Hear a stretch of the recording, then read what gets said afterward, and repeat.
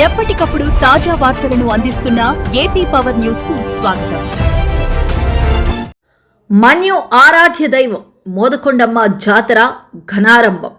అల్లూరి సీతారామరాజు జిల్లా పాడేరు పట్టణం భక్తి పార్వస్యంతో కలకల్లాడుతుంది. మన్యం ప్రజల ఆరాధ్య దైవం శ్రీ శ్రీ శ్రీ శ్రీ మోదకొండ అమ్మవారి వార్షిక జాతర నేటి నుంచి అంగరంగ వైభవంగా ప్రారంభమైంది. 3 రోజుల పాటు జరిగే ఈ మహోత్సవానికి రాష్ట్ర నలుమూలల నుంచే కాకుండా పొరుగు రాష్ట్రాల నుంచి కూడా వేలాది మంది భక్తులు తరలివచ్చారు. ఉదయం నుంచి ఆలయ పరిసరాలు భక్తజన సందోహంతో నిండిపోయి పాడేరు ఆధ్యాత్మిక కేంద్రంగా మారింది.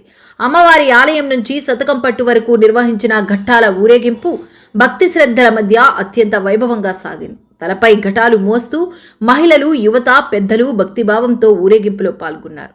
డప్పుల మోత, మంగళ వాయిద్యాలు, జై మోదకొండమ్మ నినాదాలతో పాడేరు పట్టణం మారుమోగింది.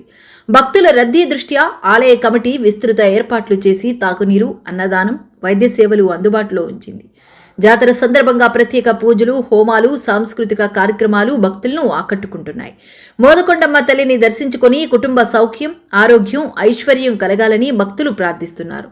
3 రోజుల పాటు పాడేరు భక్తి సందడితో మారుమోగనుంది.